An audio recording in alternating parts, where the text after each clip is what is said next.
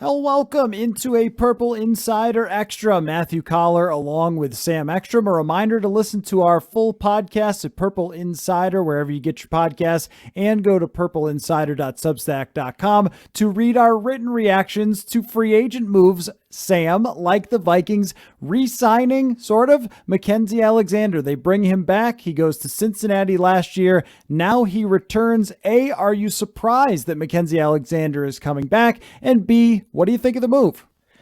Mildly surprised. I think we all presumed there was a little bit of bad blood between Alexander and the Vikings after the way that they dealt with him at the end of 2019. Remember, he was already playing a little banged up. They made him play in week 17 while the rest of the starters sat. He got hurt worse, missed the playoffs, and then left for what seemed to be a bargain to play in Cincinnati for a year. But there is mutual value here. Like, Alexander can look better on tape if he plays in a defense where he's very comfortable. And the Vikings defense can improve if they have players that are familiar with the system. So I don't think Alexander is an elite slot corner. I think he's a solid slot corner. Like, he's been between 20th and 30th each of the past 3 years in slot yards per cover snap, which is pretty good.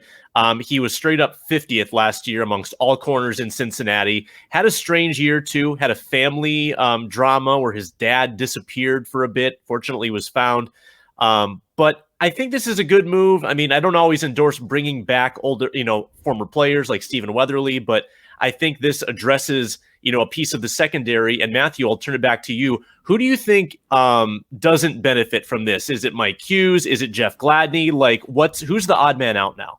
Well, it certainly went through my mind what this means for Mike Hughes, and is it possible that they are not willing to risk having him hold down any responsibility after being injured over the last 2 years? And I think that it offers some really good competition here for Jeff Gladney, because I think the natural thought process was, after they signed Patrick Peterson, that you would go and put Jeff Gladney in the slot, and then it would be Cameron Dantzler on the other side. And then they bring in a pure slot corner in Mackensie Alexander, who was very valuable to the Vikings in 2018 and 2019. So you're right that he knows the defense, and they know what they're going to get out of him if he ends up starting. But I also think there's a competition element to this, where Mike Zimmer is saying, look, rookie corners, what you did last year was kind of out of necessity. Now you're going to have to earn it. Now you're going to have to step your game up in training camp and battle for those positions. And if you don't earn them, you will be part of a rotational role or on the bench, because we know what the baseline is to beat Mackensie Alexander out for this job. And at very least, if Mackensie Alexander does not end up as the starting nickel corner and that job goes to Jeff Gladney,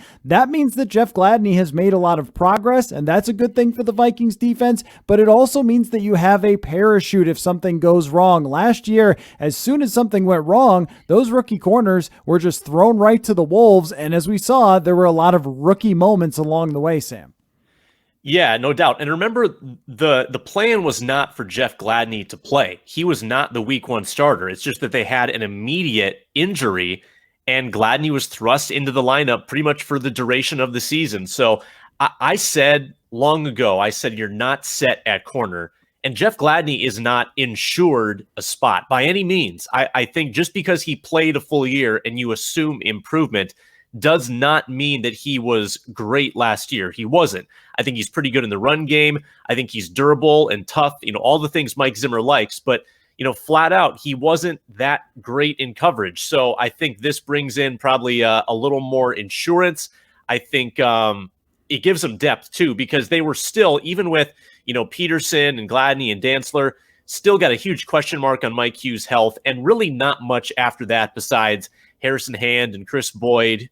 I think this really fills out the room. So I like where they're at now at corner. Still need a safety, but I know Mike Zimmer appreciates having sort of that cornerback depth back when they had, think about when they had Newman and Hughes and Alexander and Waynes and Rhodes. Like this is closer to that than they had last year.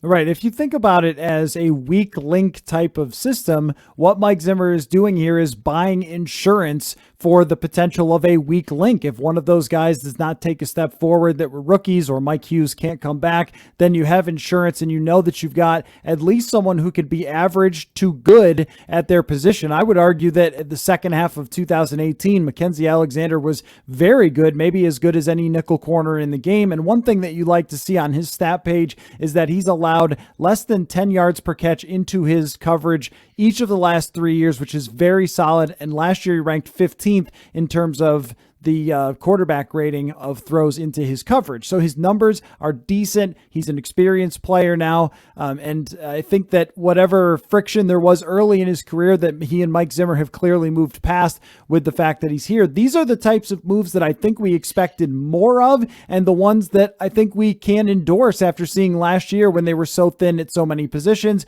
but still some to come. All right, this has been a Purple Insider Extra. Listen to the longer conversations wherever you get your podcasts or the link below on Purple Insider, and we'll catch you next time.